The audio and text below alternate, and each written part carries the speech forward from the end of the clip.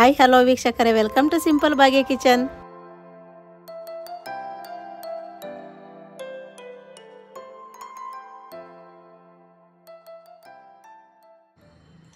ಇವತ್ತು ನಾನು ನಿಮಗೊಂದು ಸಿಂಪಲ್ಲಾಗಿ ಮನೆಗೆ ತರಕಾರಿ ಟೈಮ್ನಾಗೆ ಅಕ್ಕಿ ಬೇಳೆ ಏನು ನೆನೆಸಿರಲ್ಲ, ಆ ಟೈಮಲ್ಲಿ ಏನು ಮಾಡ್ಬೇಕಂತ ಯೋಚನೆ ಮಾಡ್ತಾಯಿದ್ರೆ ಈ ಥರ ದಿಢೀರಂತ ದೋಸೆ ಮಾಡ್ಕೋಬೋದು. ತುಂಬ ಚೆನ್ನಾಗಿರುತ್ತೆ ನೋಡಿ. ದೋಸೆ ಮಾಡೋದಕ್ಕೋಸ್ಕರ ನಾನು 1 ಬೌಲ್ ಆಗೋವಷ್ಟು ಅಕ್ಕಿ ಹಿಟ್ಟು ತಗೊಂಡಿದ್ದೀನಿ.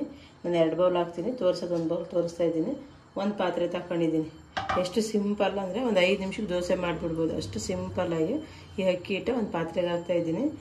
ಏನು ಹಾಕೋದು ಬೇಡ ಇದಕ್ಕೆ, ಬರೀ ಉಪ್ಪು ಮತ್ತು ನೀರು ಹಾಕಿದರೆ ಸಾಕಾಗುತ್ತೆ. ನೋಡಿ, 1 ಚೆಂಬಾಗೋಷ್ಟು ನೀರು ಹಾಕ್ತೀನಿ. ನಿಮ್ಗೆ ಎಷ್ಟು ಬೇಕೋ ಅಷ್ಟು ನೀರು ಹಾಕ್ಕೊಂಡು ಕಲಿಸ್ಕೊಳ್ಳಿ. ನಾನು ಎಷ್ಟು ಬೇಕೋ ಅಷ್ಟು ನೀರು ಹಾಕ್ತಿದ್ದೀನಿ. ಇನ್ನೂ 1 ಬೌಲು ಅಕ್ಕಿ ಹಿಟ್ಟು ಹಾಕ್ತೀನಿ. ಅದಕ್ಕೆ ಸ್ವಲ್ಪ ನೀರು ಜಾಸ್ತಿ ಹಾಕಿದ್ದೀನಿ. ನೀರನ್ನು ನೋಡ್ಕೊಂಡು ಹಾಕ್ಕೊಳ್ಳಿ, ಸ್ವಲ್ಪನೇ ಹಾಕ್ಕೊಂಡು ಕಲಿಸ್ಕೊಳ್ತಾ ಇರಿ. ಈ ಥರ ಕೈಯೆಲ್ಲರೂ ಕಲಿಸ್ಕೊಳ್ಳಿ. ಇಲ್ಲ ನೀವು ಯಾವುದಾದ್ರು ಬೇರೆ ಸ್ಪೂನ್ ಏನಿದ್ರೆ ಸ್ಪೂನ್ ಸಹಾಯದಿಂದ ಅದು ಕಲಿಸ್ಕೊಳ್ಳಿ. ಈ ಥರ ನೀಟಾಗಿ ಕಲಿಸ್ಕೋಬೇಕು. ಈ ಥರ ನೋಡಿ, ಸ್ವಲ್ಪನೂ ಗಂಟು ಇಲ್ಲದೆ ಹಾಗೆ ನೀಟಾಗಿ ಕಲಿಸ್ಕೊಳ್ಬೇಕು. ಮತ್ತು ಗಟ್ಟಿ ಇದೆ, ಇದಕ್ಕೆ ನೀರು ಹಾಕ್ತಾಯಿದ್ದೀನಿ. ದೋಸೆ ಹಿಟ್ಟು ಸ್ವಲ್ಪ ಗಟ್ಟಿ ಇರಬೇಕು, ತೀರತ್ತೆ ರುಬ್ಬಿರೋ ದೋಸೆ ಥರ ಇರಬಾರ್ದು. ಸ್ವಲ್ಪ ಅದಕ್ಕೆ ಒಂಚೂರು ಗಟ್ಟಿ ಇದ್ದರೆ ಸಾಕಾಗುತ್ತೆ. ನೋಡಿ, ಈ ಥರ ನೀಟಾಗಿ ಸ್ವಲ್ಪನೂ ಗಂಟಿಲ್ದಾಗೆ ನೀಟಾಗಿ ಮಿಕ್ಸ್ ಮಾಡ್ಕೋಬೇಕು. ಇದು ಗ್ಯಾಸ್ಟಿಕ್ ಇಲ್ಲದ ಇರೋರ್ಗಂತೂ ತುಂಬ ಒಳ್ಳೆ ರೆಸಿಪಿನೇ. ಯಾಕಂದರೆ ಉದ್ದಿನಬೇಳೆ ನೆನೆಸಿರಲ್ಲ, ಮತ್ತು ಅಕ್ಕಿ ಹಿಟ್ಟು 8 ಅವರ್ ನೆನೆ ಹಾಕಿ ರುಬ್ಬಿರಲ್ಲ, ಏನಿಲ್ಲ. ಡೈಲಿ ಈ ಥರ ದೋಸೆ ಮಾಡ್ಕೊಂಡು ತಿಂದ್ರೂ ಗ್ಯಾಸ್ಟಿಕ್ ಅವ್ರಿಗೆ ಕಮ್ಮಿ ಆಗ್ತದೆ ಅಂತಾರೆ. ನೋಡಿ, ಅದಕ್ಕೆ ಅಕ್ಕಿ ಹಿಟ್ಟಿದ್ರೆ ಸಾಕಾಗುತ್ತೆ. ಇಷ್ಟು ಅದೇ ಇದ್ದರೆ ಕರೆಕ್ಟಾಗಿ ಬರ್ತೈತೆ. ನಾನು ಏನೂ ಹಾಕಿಲ್ಲ, ಉದ್ದಿನಬೇಳೆ ಹಾಕಿಲ್ಲ, ಮತ್ತು ಅಕ್ಕಿ ನೆನೆಸಿಲ್ಲ, ತೆಂಗಿನಕಾಯಿ ಹಾಕಿಲ್ಲ, ಏನೂ ಹಾಕಿಲ್ಲ. ಈ ಥರ ಇಷ್ಟಲ್ಲೇ ನಾವು ದೋಸೆ ಮಾಡ್ಕೋಬೋದು. ಇದಕ್ಕೆ ಉಪ್ಪೊಂದು ಹಾಕ್ಬಿಟ್ಟು ನೆನೆಯಕ್ಕೆ ಬಿಡೋದು ಇಲ್ಲ. ಹಿಟ್ಟು ನೆನೆಸೋಕ್ಕೇನು ಬೇಕಾಗಿಲ್ಲ. ಟೈಮ್ ಇಲ್ಲ ಅಂದರೆ ಆಗಲೇ ಹಿಟ್ಟು ಕಲಿಸ್ಬಿಟ್ಟು ಆಗಲೇ ದೋಸೆ ಮಾಡಿದ್ರೆ ದೋಸೆ ನೀಟಾಗಿ ಬರುತ್ತೆ, ಚೆನ್ನಾಗಿ ಬರುತ್ತೆ. ಏನು ಅದಕ್ಕೆ 10 ನಿಮಿಷ ನೆನೆಸ್ಬೇಕು, 5 ನಿಮಿಷ ನೆನೆಸ್ಬೇಕು, ಆ ಥರ ಏನಿಲ್ಲ. ಇದು ರೆಡಿ ಆಯಿತು ಅಂದರೆ ದೋಸೆ ರೆಡಿ ಆಯಿತು ಅಂತಲೇ ಅರ್ಥ.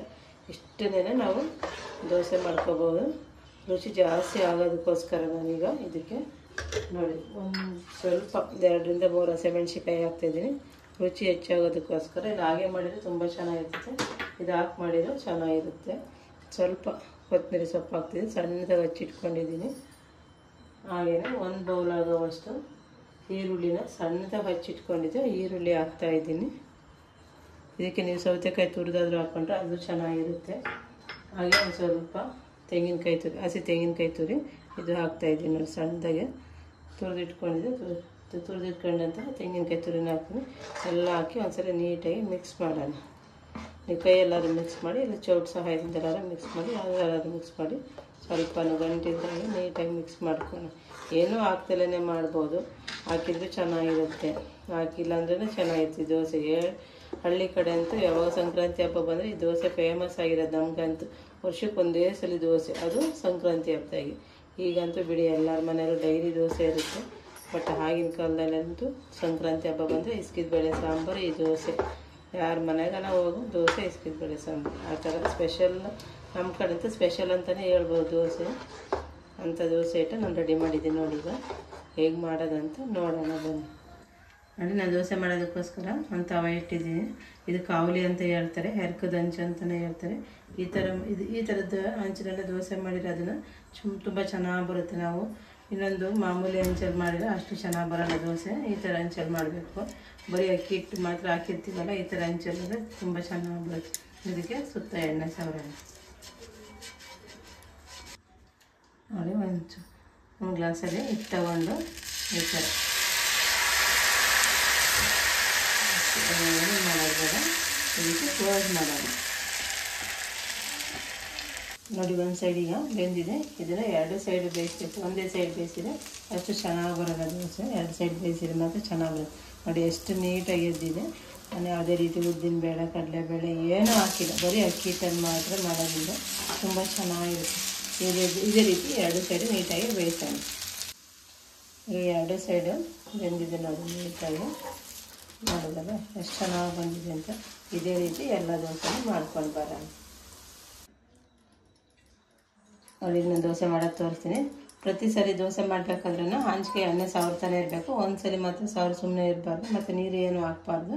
ಈಗ ಇದೇ ಹಿಟ್ಟು ಮತ್ತೆ ಅದೇ ಗ್ಲಾಸಲ್ಲಿ ನೋಡಿ ಈ ಥರ ನಿಮಗೆ ಎಷ್ಟು ತೆಳ್ಳಗೆ ಬೇಕೋ ಅಷ್ಟು ತೆಳ್ಳಗೆ ಈರುಳ್ಳಿ ಇರುತ್ತೆ. ಒಂದೇ ಕಡೆ ಆರು ಬೀಳುತ್ತೆ, ತೆಳ್ಳಗೆ ಬೀಳುತ್ತೆ. ಎಷ್ಟು ತೆಳ್ಳಗೆ ಬೇಕೋ ಅಷ್ಟು ತೆಳ್ಳಗೆ ಮಾಡ್ಕೊಂಡ್ರೆ ದೋಸೆ ಬರುತ್ತೆ. ಇದೀಗ ಒಂದು 5 ನಿಮಿಷ ಬೇಯಿಸಾಕ್ಬಿಡೋಣ. ಒಂದು 2 ನಿಮಿಷ ಆಗಿದೆ. ಎರಡು ತೆಗೆದ್ಬಿಡೋಣ. ಪ್ರತಿ ದೋಸೆ 2 ಕಡೆಯೂ ಬೇಯಿಸ್ಬೇಕು. ಒಂದೇ ಕಡೆ ಬೇಯಿಸಿ ಅಷ್ಟು ಚೆನ್ನಾಗಿರಲ್ಲ.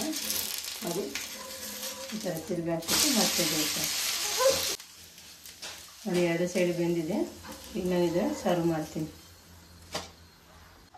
ಈಗ ನಾನು ದೋಸೆಯ ಒಂದೊಳ್ಳೆ ಕಾಂಬಿನೇಷನ್ ಕಾಯಿ ಚಟ್ನಿ ಹೇಗೆ ಮಾಡೋದಂತ ತೋರಿಸ್ತೀನಿ. ಕಾಯಿ ಚಟ್ನಿ ಮಾಡೋದಕ್ಕೆ ಸ್ಟವ್ ಆನ್ ಮಾಡಿ ಒಂದು ಚಿಕ್ಕದೊಂದು ಬಾಣಲಿ ಇಟ್ಟಿದ್ದೀನಿ.